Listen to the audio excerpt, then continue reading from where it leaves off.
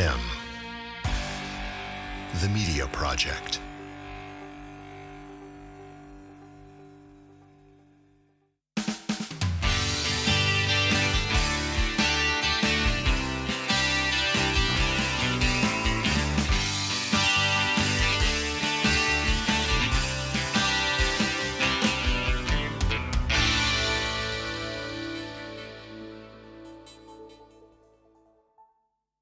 Well, all you listeners to the SMG's Are We Here Yet podcast, your host here, Scott Graves. Today, we're talking about form, function, and affordability, the case for incremental development. That's a lot to ask of any singular phenomenon in the built environment. Can we have form, function, and affordability all at the same time? Well, we're going to try to answer that question for you all in a wonderfully creative way today. And I'm joined on the podcast by my good friend, recently become new good friend, Noah Harper, who works as a planning professional for J.M. Goldson of Somerville, Mass. He's been featured on the Strong Towns blog, and I recently connected with Noah when we both participated in a debate for the Congress for the New Urbanism's New England chapter, their fall conference in Providence, Rhode Island. And to get us started today, in his own words, I have a really great couple of paragraphs that Noah contributed as we prepared for today's episode, and we'll begin thusly. We are broadly in a crisis of housing affordability, of which one notable piece is the lack of supply. The question to me then becomes, how should we solve the supply issue?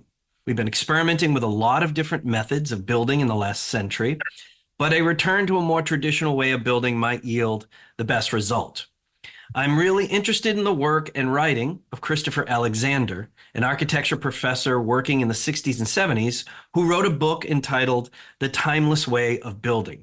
It's on many planner and architect shelves, but I think some of the biggest ideas have been overlooked, at least until now. I like to think of it in terms of music. How did we arrive at different genres? How do we evolve over time? By people playing them, innovating, copying one another. A mutually agreed upon structure, but also room to innovate, for participation, for call and response. Memes are another great example too. Order and variation and innovation. And one of Alexander's big ideas is that our places grew up in the same way too. It's why so many of our towns and villages have a certain quality, and yet they're not quite the same. This decentralized, mimetic, fundamentally creative act is what motivates me as a planner and writer and advocate. It's the way we achieve beauty and a more democratic order in our built environment, through more people building and taking part in their place. And beyond the sort of beauty argument, I think you can make a really strong moral and economic case for it too. No better words on the subject have been spoken, Noah. First, we want to start off by asking you, when you say a return to a more traditional way of building, what's in your mind's eye when you say that? As so many people use different, they might read different things into that, and what is in their mind's eye? Yeah, well, first of all, thank you so much for having me here, Scott. Delighted to be on the podcast and talking about a topic near and dear to my heart. I think in terms of a return to a form of building, I spent a lot of time this year writing and thinking about the history of development, trying to take the long view and thinking about what might have changed in the last 100 years that altered how we built and shaped our places. A lot of it was looking at both like the colonial and pre-colonial, the indigenous kinds of structures we had here in the United States, and also living here in the Boston area. There's some really well-preserved examples of old neighborhoods, looking at the buildings and trying to go one step deeper and think about how did this all come to be. And the great part of that preservation is you can find out this house was built in 1715 by this guy, and learn about the one next to it. And I think going back to that idea of an almost argument about music or memes are the more fun way to think about it. We were building in a way that created structures that were similar and yet not the same. It was people using a similar styles, seeing what worked, seeing what didn't, using similar building materials. But there was this sort of adapted process of how it all came about. The handmade quality, the idea that people were able to put their structures to use in a way that I think we've sort of lost in the intervening century. We've gone from that more incremental approach to what I'm sort of calling institutional development. It's much more top down. I think in terms of capital, we're talking on a much larger scale, and some detail, some care and beauty is lost when you sort of stamp something down from the top as opposed to thinking from the bottom up. And I would not disagree with anything you're saying. Why give our listeners the why? Why that level of detail? Why is that care? Why is that important? People will tell Mhm. you, I'm sure you've heard, well, we just can't afford that anymore. That's not something, and yet we lament, let's put it another way, we covet the old, the classic, you know what I mean? And it makes me wonder sometimes, well, is it really as simple as way back when it was just cheaper? So when it was cheaper, people put more effort into detail, more effort into craftsmanship. Or is it something else that made us go away from that? I think it's almost a shift in terms of societal values and where we spend our time and what we've decided to prioritize. And also the convenience of technology that makes it so simple to build gigantic buildings to create things that are sort of like prefabricated and all put together. We didn't have the luxury of that for the longest time. And so the next best thing was to throw out the word of heuristics, the idea of using sort of these mental shortcuts of not having to solve a problem over and over again. I take what I notice with my neighbor or my family member down the street and apply that in my building. But I also know that my family might have slightly different needs to it. And so maybe we're going to design the front yard or the back garden or this room a little bit wider to meet that certain thing. I think that yeah, it's a question of values, and I think it also just goes back to this idea of scale of the sort of economic engines of progress we've lost, the financial justification to build at the small scale that we have for so long. And I think there are going to be some long-term consequences, and beauty is maybe something we're suffering in the short end of it. But Yeah. So you talk to us about Alexander's biggest yeah. overlooked ideas. You mentioned these ideas of his that up until this point in time were overlooked for a long period of time. Get more specific about those and why we should be applying them today. Yeah, I love his book, and I've noticed whenever I throw out his ideas at a conference, I get a lot of nods, and people are on the wavelength. At least in the planning and architect circles, everyone's got these first two books on their shelf.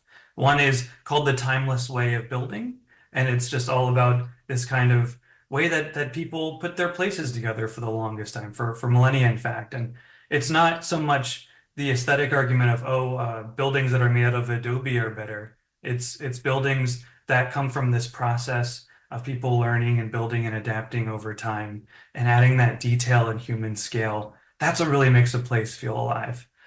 What's been lost, I think, is people read the books and we say like, oh, that's really good in theory, but in practice, it's something that's hard to put together altogether. It's really important that we can figure out how to recreate this sort of like urban form and fabric. But I always and I will ask folks like why one big idea I've got is one of his later books called The Production of Houses, and the idea is is that you have an architect taking on the role of construction manager as well. And so a family comes to the architect, is able to design it for themselves, and then this person both knows how to build the house practically and the design points of it. And so I was asking an architect actually at the conference we were at, what if you apply this in principle? And the big argument I got were financing, of course. He said like, oh, the timeline doesn't quite work out. We have to have this all wrapped up ahead of time. This need and this design, this value-based system along sequencing things a certain way, getting things standardized and locked up, it's sort of, we've lost the ability to create something that's more representative and responsive. And so the ideas are really cool and people get excited about them, but it's much harder. And in a lot of the communities I work with, I'm always asking, how do we get more people locally taking part in building and shaping their place? And I'll just hear the gamut of excuses as to why that's difficult, and zoning is always one of them. and staff are always kind of up to their ears in so many problems and feel overwhelmed by the idea of even more developers taking up some of their time. So we almost lost sight of the end goal of we need more people building locally, and beauty is just a part of it as well. It seems like it's there. It isn't a very linear path to go down. What I mean by that is there's elements of an older way to do things, denser neighborhoods, a human scale, which means it can mean a lot of different things, right? Buildings are closer together. There's less space between, street and not just your front facing of a building, but the streets themselves are narrower. Everything's again is more at a human scale. And these things financially for both builders, owners, and for municipalities actually make things cheaper, or if not cheaper, more feasible financially, right? At the same time that they're that human scale. I just don't feel like it's linear. In other words, like there are elements to the modern way of building after the war of suburbia that actually are very much part of the reason why we like them less or they're not as beautiful to us is because their scale is off. Everything's spread out, everything is lonely, everything is isolating, right? Whether it's in an urban or a suburban environment. What are some other examples of the overlooked things that we can learn from Alexander for the uninitiated? Yeah, I think beyond scale, it's this idea of creating decentralized development patterns in our communities, and by that I mean feeling this culture of building that neighbors feel like there's something that they could add on to their house and change it. And just to give a really close example of the home I live in over here, and moved across the line into Cambridge. It obviously was a big old house back in the day, and in the intervening years, it's been subdivided. And a funny part is you can see this shop almost protruding from the front of it, where someone built, and there was a music store and I think there's a smoke shop next to it, and it has this organic quality. Like you can feel like the building itself was evolving and expanding over time. And it wasn't happening all at once in one big leap. It was as the needs arose, as times changed. And I think it's that scale of evolution. I love strong towns. A lot of their ideas are that no neighborhood should have to bear the brunt of all the change, and no neighborhood should be exempt from change at the same time. Yeah. It's the idea of this being both neighbor-led and also happening at scale in all of our different neighborhoods at the same time. This incremental, slow, piecemeal growth.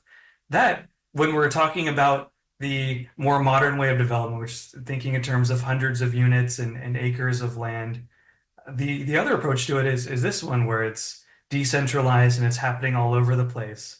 But and the numbers, I was thinking about this. What's better in terms of economics? What's better in terms of resiliency, rather? 100 units owned by 100 different people, 100 homes owned by 100 different people, or 100 units owned by one person. That's kind of the getting past beauty and aesthetics and design. I think it's thinking about creating places, creating urban organisms, for lack of a better term, that have that resilient and strong piece to them too. And I really think that's part of sort of an undersung or overlooked part of it. That it's not just about the design piece; it's about creating a community that can function in a stronger way over time. I think you're right about that. And it could be for as many different reasons as there are people, right? It can be for good reasons. It could be that an owner wants to take advantage of a new opportunity in the marketplace, whether it be a new commercial entity you want to stick somewhere in a building, as an example, right? Where they might not have been one before. At the same time, you can be more resilient in bad times. When you just described aptly, a lot of this has been talked about for years now through strong towns. And when you think about the Great Depression, right? When you think about our neighborhoods here, up in here in New England, and how there was this is prior in most places, 30 plus years before there was full zoning as we know it today. And, if you needed to board a few people and you needed to make some changes in your house in order to do that, you were able to do it, right? You had corner stores proliferating even more than there were in decades before that, right? Because, hey, if I got some basics, that I could sell and make some extra money and, and I can reconfigure my owner occupied so that I can see people coming in and out easier or whatever the case may be, right? People did this all over the place. And I think to the part of this where you're talking about, beauty and the aesthetics, like it adds soul to a building over time, doesn't it? Yeah, You absolutely. can see the history. You're part of that history. Yeah, there's a nice connection to it. And I love walking around a neighborhood where there's buildings from different eras and you can see how people have adapted and changed them over time. And yeah, I think soul is such an apt word for it. I think one piece why this is always hard for people to get onto is we've kind of gotten ourselves for a few generations into the corner of like everything's supposed to be static. Our neighborhoods aren't supposed to change. And any sort of change is really, really scary to people for a whole lot of reasons. And in my work, a lot of it is just talking about what could change look like and hearing every single reason why our neighborhoods are under attack and just why change could be bad. But I think that in terms of things that we've lost and maybe need to rediscover, it just again to the piece that a neighborhood is evolving all the time, and to have that as an expectation rather than it be something, the neighborhood being something that we have to defend at all costs from any sort of change. And when that change is at the smaller scale and it's spearheaded by people maybe who live there, who are invested in it, I think you can get even some of the hardest NIMBYs onto your side, because they get to see and understand that that person cares just as much about the place as they do. There's something in the culture right now, isn't there? And has been for some time. At the risk of getting off the mark, we'll keep this on the built environment. But some examples outside of when we're talking about our neighborhoods, right? We're living in an era where back catalogs at what were our former major record labels, right, are the predominant way for people to make money. Um, Car manufacturers bring back the silhouette of muscle car era design for certain marquees, right? And certain models. And suddenly sales are up, right? We seem to be living through this transitional period where a lot of the reaction culturally to the cultural transition is nostalgia, good, bad, or otherwise, right? It's like everything has to stay the same, or we need something. There's a specific point in time, right?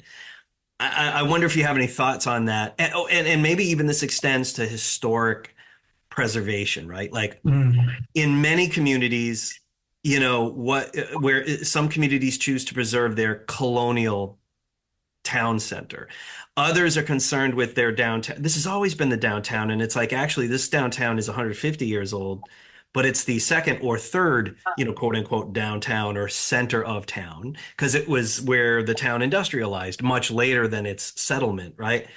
Everyone has a different idea of that certain specific point in the past, which is that halcyon, you know, we need to preserve it so it's exactly like that.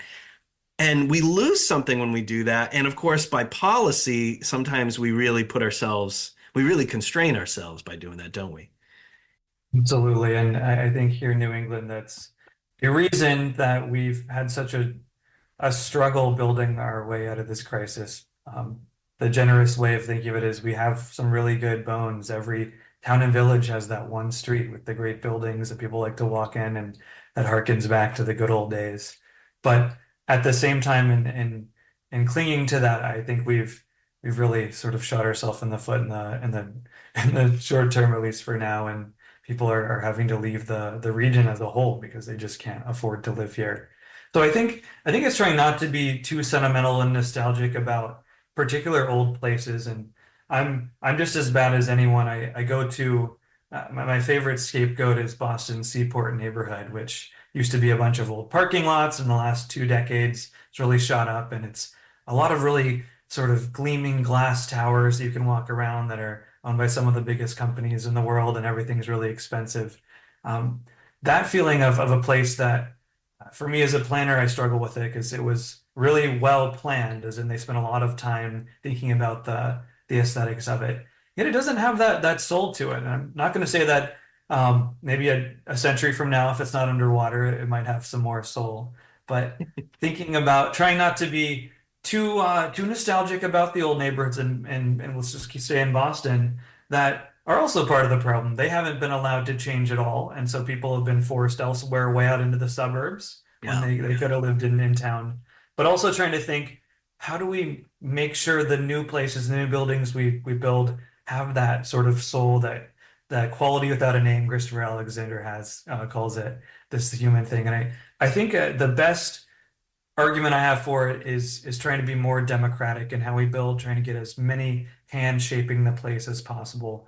And that's how we start to feel like it's not a place built for us, but a place built by us that we can be. That doesn't feel quite like a theme park, which I think even some of the most well-meaning new neighborhood developments have that sort of Disneyland quality. Or you ever watched The Truman Show? That was filmed in one of like the most famous CNU, Congress for the New Urbanism developments. And I think they picked it because it had this uncanny quality. It was really well designed. It was the first well-planned new town. If something wasn't quite right, because it was built all at once without the many hands. So I think that's another piece of Alexander's It theory. was the drum machine equivalent to a livable environment, right? It was like, Yeah. you can use this as an instrument, but without humans actually beating the drum, it just lacks humanity, Yeah. I want to come back to some things that you said about decentralization, but before we do that, I want to kind of build on the things you're saying right now. You're flowing in and out of this idea of the democratic process, more people involved. Is it also about the financial models that underlie all of this? That even if we involve everybody into getting their sense, that hopefully, ideally, at its best, would leave a very human stain, a human footprint, a human handprint on what might happen in a neighborhood. But is it not true that that doesn't happen unless we are using financial models that allow it to happen? And much of the way we finance the build out of cities and towns right now is still rooted in the suburban experiment, which is contributing to this issue we're having. Yeah, I think that's you're right on the nose there, Scott. I was thinking about just an example. I was going to share it a little bit, but it might be best now. Is the ADU as an opportunity? An ADU is an accessory dwelling unit. It's something we in Massachusetts just legalized. Basically, it says every lot with a single family home, you can add another unit to it. It figures I would Um, leave the Commonwealth, and then they're going to pass this damn thing. Now I can't take advantage. Now I can't take advantage of it. So talk to us a little bit about this, right? Many of our listeners already know what an ADU is, but if you don't, listeners, we're talking about accessory dwelling units. It's an in-law apartment for many of you in different parts of the country. It could be attached or unattached. Give us the specifics of this law first off in Yeah, Massachusetts. it could be inside of your home. It could be in the basement or the attic, or you could put it over the garage. There's a whole lot of different opportunities and options, which I think makes it a really strong, exciting like case for this whole idea of reanimating that more decentralized, democratic way of building. But on the flip side of it, going back to the lending environment and financing, also at the conference we were at, I was talking to a guy who works at a bank, and he said he was trying to convince his bosses to create a product for this because there weren't any great examples of ADUs in the Commonwealth already for you to get a loan to build one. And so I think that's really, really on the nose there, that even at the smallest end of the scale, there's going to be an uphill battle even after the zoning, after the planners like get to work on it. And that might come back to the suburban experiment. There are so many great comparables. I can show that to the bank and get my loan and build another subdivision. But the cool stuff that we really enjoy and almost want to see more of, it's twice as hard to build or three times, and even to get a loan for it. And that's disregarding the zoning codes and the building codes and the fire codes, everything that stacks it up. I was talking to one architect a couple weeks ago, and he said right now there's this gap between 3 units and about 30 units, at least here in the Boston area. It's really hard to build anything in between those for a lot of money reasons. And I think That's sort of the next problem to solve after we all agree that yes, it's better for more people to be building and to make our neighborhoods much more interesting and more decentralized. But yeah, happy to go more into ADUs or lending and Well, yeah, I whatever you mean, think of. it is true, right? Like we're trying to price out things right now, and in a world where it could cost you all in, between your early design and entitlement and construction, you in the end you might be talking $500 to $600 per square foot. And then there's a lot of instability along the way, right? That can change Yeah. that.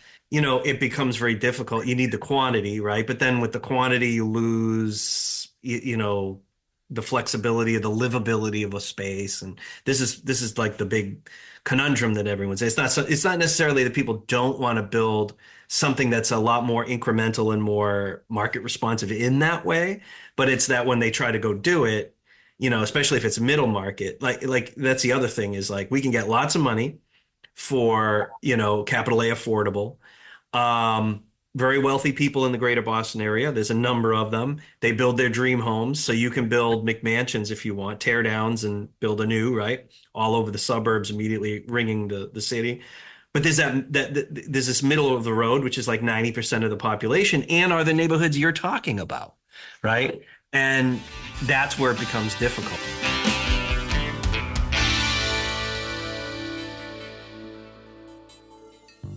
Imagine a vibrant region that embraces innovative technology and systems, allowing individuals and businesses to grow and thrive within the natural and cultural lifestyle of Vermont. Imagine the Black River Innovation Campus. Our community includes business and technology programming, co-working and technology tools, and other exciting experiences that are quickly creating an outsized impact to our little corner of northern New England here in Springfield, Vermont. PC Mag rates Springfield, Vermont number 8 for the best work-from-home cities in the U.S. Join us in Vermont. Begin your journey at bricvt.org.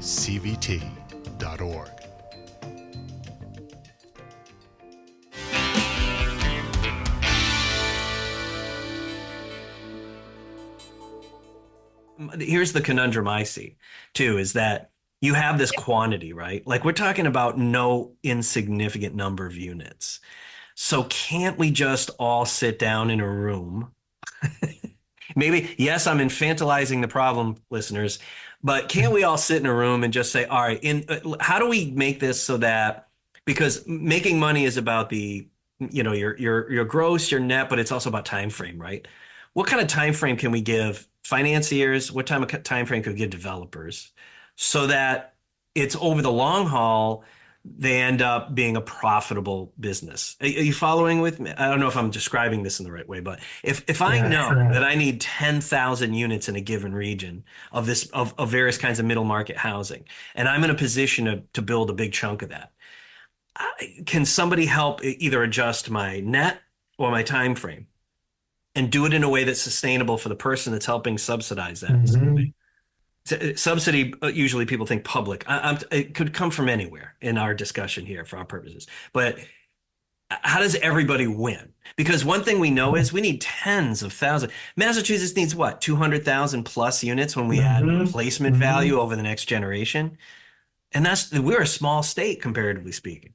Yeah. Yeah, I think that it harkens back to something I wanted just to call out, talking about the democratic process.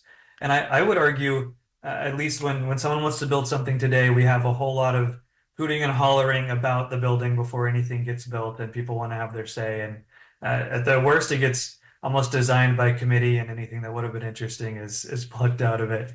And it slows the developer down. It really drives up the cost there in so many different ways. That's, I think, why trying to shift it to, instead of we all argue and yell about that beforehand, getting more people actually doing the building and seeing the immense creativity and variety and individuality from different buildings.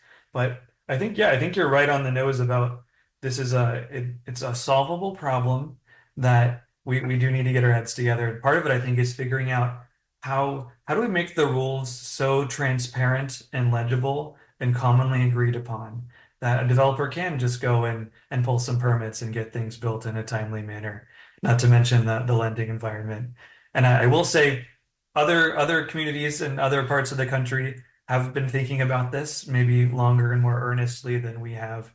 I really like, who is it? Kalamazoo, Michigan has these pre-approved housing types that you can go and pull your plan. And the woman who was explaining it said they tried to design it like Amazon, that you go and you put it into your cart, and then you have to tell your tradesperson what to do to go pick up the permits for it. But that level of ease and simplicity, I think, is something that is a great thing about modernity, for lack of a better term, that we could try to replicate with the building process. We can still try to have really great human-centered design and people getting to be creative about it. But there's so many of these headaches that don't have to be there, and we can be thoughtful about making it easy.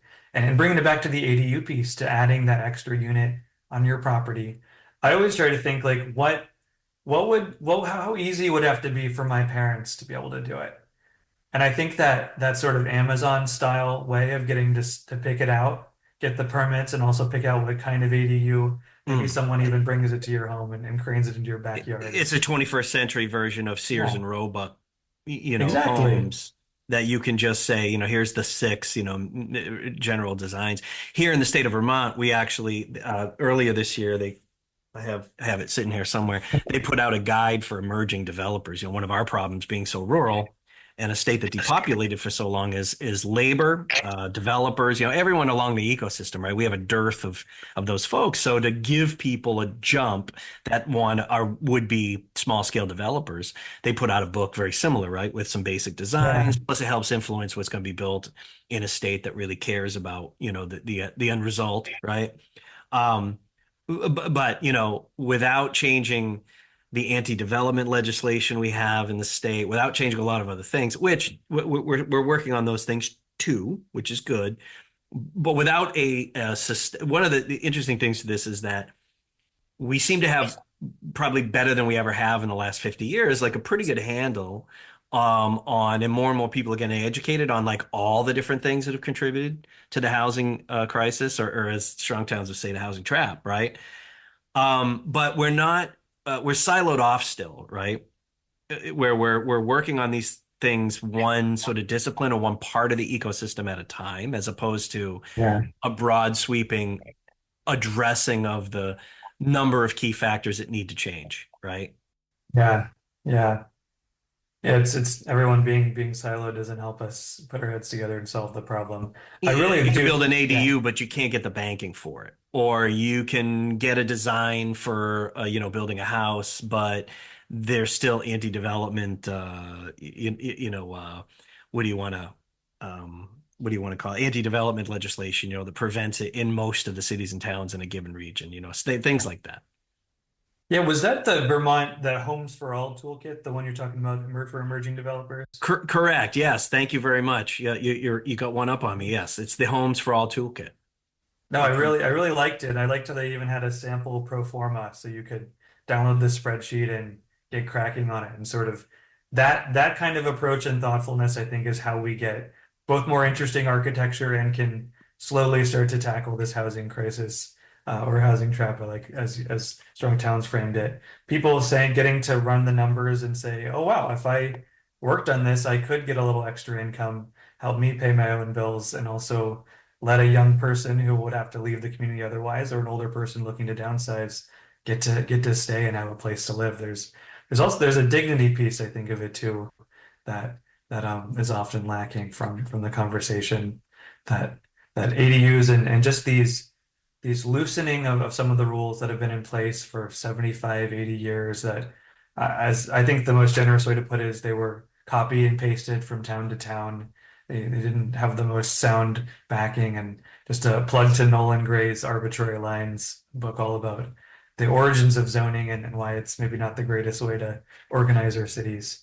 I think that I'm feeling optimistic about that slowly unfolding. And you'll have to remind me, I know Vermont had some statewide reform, a few years ago, allowing you to do, I believe it was like up to 4 units on a lot in places with sewer, but With you'll have some to remind me. stipulations, yeah. Yeah. And most recently, which goes into effect either January 1st or sometime soon thereafter. But our big legislation around development called Act 250 is changing. So in places that have an existing footprint of a combination of the right population density coupled with existing water and sewer infrastructure.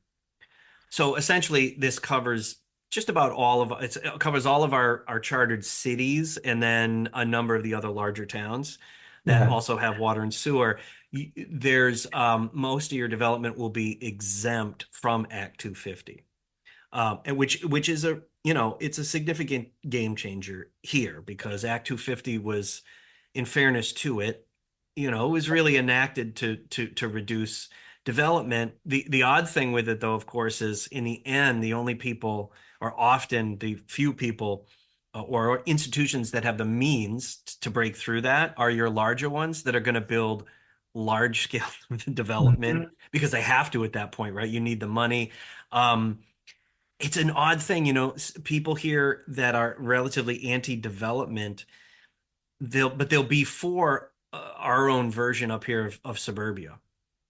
You know what I'm saying? So in other words, And it's the multi-unit and the density they don't want to build, even, and they'll do that in the under the guise of, well, we're trying to preserve green space.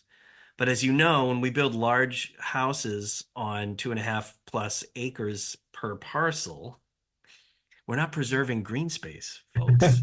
We're it's we could build 300 units on 1 acre or 2 acres, or and be building the housing we need and preserving 50 acres, right, for the needs of those people to enjoy as green space. Yeah, I think there's like a strong conservation argument, and just getting back to, you want to be fiscally conservative and thoughtful. The town center, the main street, and those adjacent blocks are where we've got the infrastructure, and people don't have to drive all the time. And I think there's a reason. Yeah, you mentioned like the Great Depression. There's a reason some of these older style buildings have hung around so long. There's something fiscally resilient about using up most of your lot in an efficient way, and also in a way that is aesthetically pleasing, which means people want to keep it around and still want to use it Yeah, and it's enjoy it. homey. It's homey, right? Yeah. You got a little house in the middle of town, and it's got a bunch of different families living there, and or different uses over the years and stuff. And so does that speak to your idea of some of those things to return back to, right? In the traditional way. When you say traditional, you don't mean so much the individual home as much as you mean the patterns of development and how we built neighborhoods. It Yeah, I sounds think like. that's exactly right. The That incremental sort of building up rather than out, and when you expand, it's slowly and in a piecemeal fashion. And I will just throw out, like, Strong Towns has an article about this, that incremental doesn't have to mean slow. It almost just means in a decentralized way.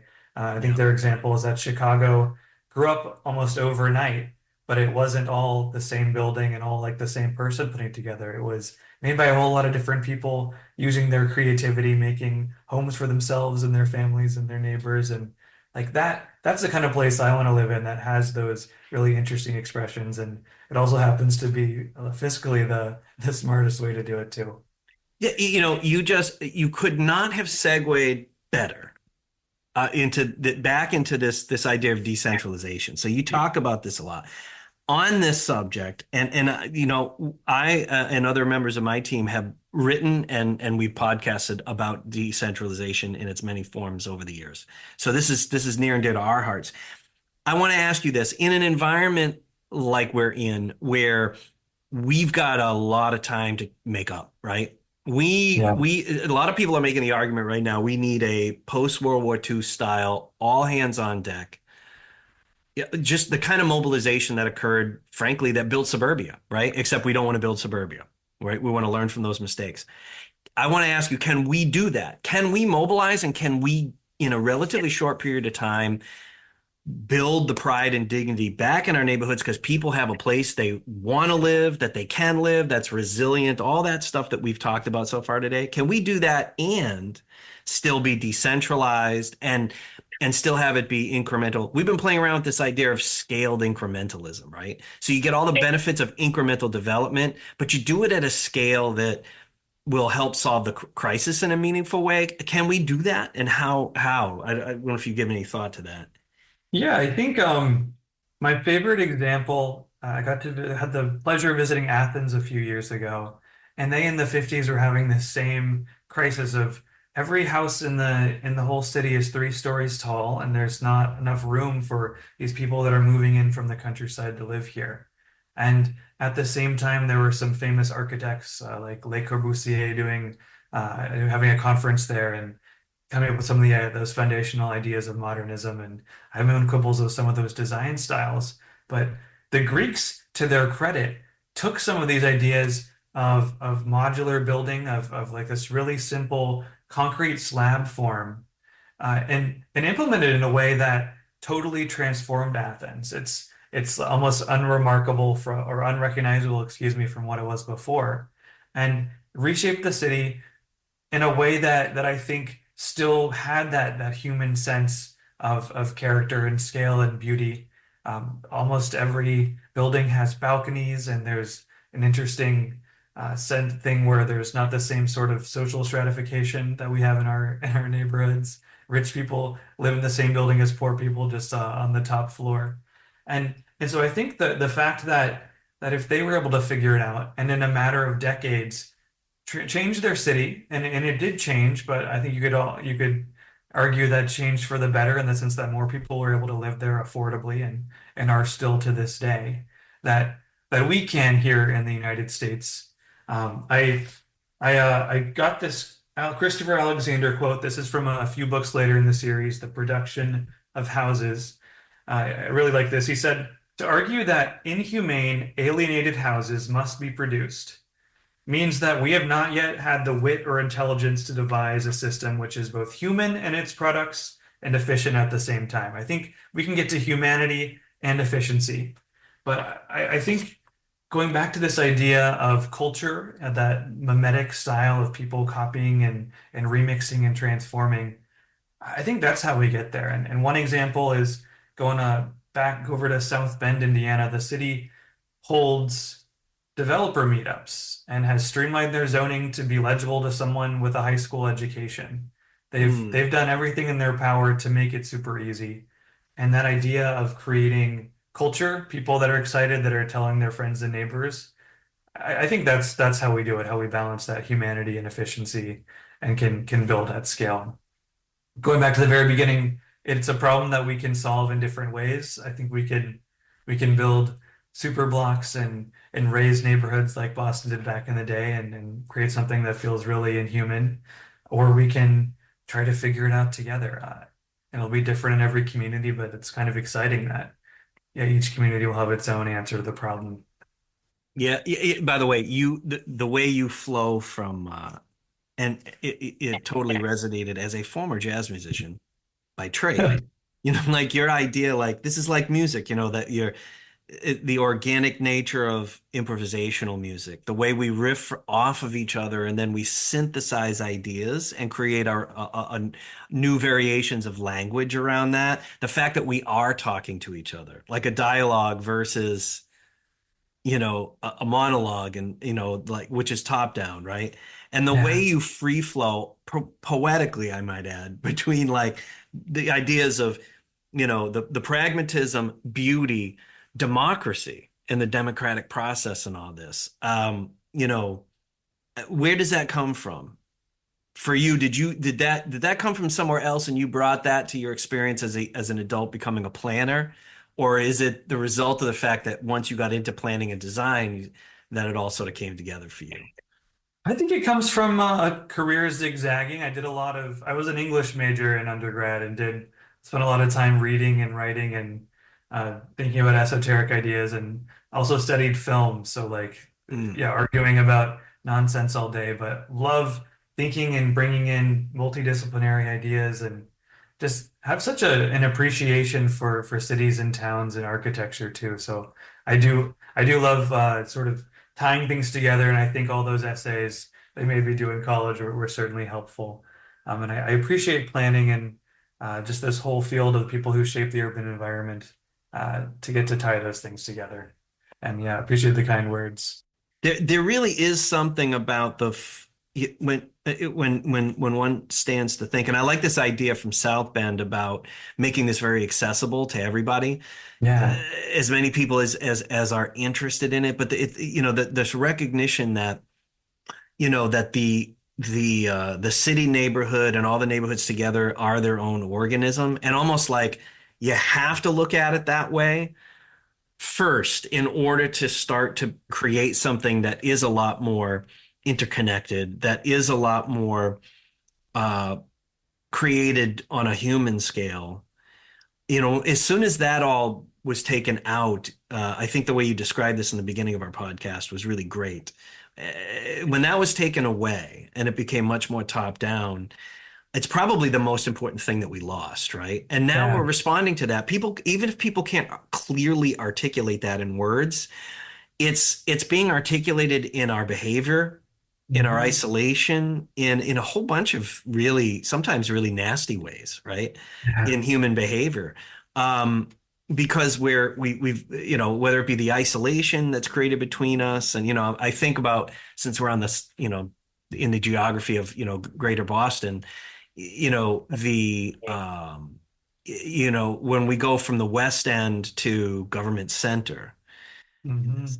like very government center is a lot of things, and there's always tons of people down there, and that can be really cool and vibrant, but it's a really isolating place. Yeah. It Yeah. does not feel friendly. You have to Yeah. work at it being friendly, right? I don't know if that makes sense. No, absolutely. And going back to my whole series I worked on earlier this year, thinking about building and getting at these questions of the feeling of human places. I I started over on Beacon Hill, which is really close to Government Center you're mentioning, Scott. And that's this old historic colonial neighborhood. And you walk 200 feet down the street, you cross the street, and you're in this sort of barren wasteland of brutalism. Yeah. And it's so fascinating to me that these two worlds can exist so close to each other, and they're both telling a different story, and maybe it's the same story of different different sides of the same coin. But I think I love and am fascinated about Boston that it can hold those multitudes next to each other, and then we were able to swing so quickly from one all the way over to the other to the modernist leveling of beautiful, vibrant neighborhoods and creating City Hall Plaza, and they're still trying to figure out how to fix it. It's wild too to think that as much damage, if we want to think of it that way, as urban renewal had on the city of Boston, it could have been so much worse. Like if Yeah, the highway plan originally proposed was fully realized, right? Oh my Lord. yeah, Two concentric circular beltways, just going over the water, over into East Boston would have destroyed, really a lot of important parts of Cambridge, yeah, going out into like Medford there and all. I think, is it Medford or whatever that second circle coming out of Cambridge and coming down south and around the South yeah, Shore would have been. Um, that's hard to believe. yeah. And That, I'm really so grateful to the activists and folks, I guess 50 years now, who are able to stop that sort of second wave, and really I think had a great effect on highway building all over the country, especially in cities. And then I worry that in that sort of fervor we swung really far in the other direction of, yeah, it all has to be preserved, it all has to be saved, no change at any costs. And so you have people who have maybe very liberal views about wanting to bring equity and make sure everyone can feel like they belong. But the tangible things like building more housing, especially that's affordable, it will totally sort of trigger some sort of animalistic responses sometimes. And I think for some people it comes from this really good place of change is the meat axe. It's the highway coming. It's this huge demolition, and that's almost a function of this just hyper industrial age where we can build at that scale and destroy things at that scale, and trying to reframe it and think of it in a smaller and more gentle way that can be just as powerful, but visually be a lot of different changes and different parcels all over the place rather than a huge demolition like City Hall Plaza in the West End. And I think it has a parallel in digital technology in that Mhm. we now have a variety of digital technology applications where Yeah. we really have to start asking seriously the question, do we, how do we deploy this? Should we even deploy these technologies, right? Because if they're used incorrectly, their consequences could be so great that we might not be able to easily recover from like Yeah. bad actors using that. It seems to have that kind of, just because we can do this on this scale, right, doesn't necessarily mean that we should. So it's really about those arguments first being about what is it we expect out of our built environment, Yeah. and then take it from there, and I guess that would be a little different. Wrap this up for us, if you will, about as you see it. What are the top things our listeners need to think about when they're thinking Yeah. about this for their neighborhoods, right? Where do they get started? What are the most important things for them to think about or do? Yeah, I think just bringing it back to the work of Christopher Alexander, he wasn't super successful in getting his ideas to take off, I'd say, in building, at least not yet. One way he was super successful was in just this idea of open source. Talking about technologies like Wikipedia as an example of this branching, open, free-flowing thing, just like jazz, that unspools over time and people are able to be creative and change. I think the idea is getting to an open source sort of source code for buildings. And that's what another one of the books is all of these different pieces that make a building great, a block great, a neighborhood great. And having those pieces all decided on together and then being feeling like we can build from there, I think is one exciting piece of it that you can be a developer, you can change your neighborhood. We've got books that share all the different pieces that you get to put together like Legos. Um, and that change doesn't necessarily have to be bad, and we can be the agents of our own change in our neighborhoods, and make them even greater. I think that's the exciting potential of incremental development. Um, yeah, the form and the function. Great. Noah, I've absolutely enjoyed our conversation. And listeners, we're going to have more information about Noah and references to many of the things that we talked about here on our episode page this week. And we should mention, if all goes well, you can check out both Noah and yours truly this June at the Congress for the New Urbanism's summer conference. Is it just New England, or is it CNU as a It's whole? it's the whole country's coming over to Providence, so it's gonna This be is really the whole exciting. shebang, ladies and gentlemen. Yeah. Providence, Rhode Island will be potentially in front of a lot of people then. This is going to be a lot of fun. So it'll be I'm looking forward to it. Yeah. Well, and thanks for coming on the show.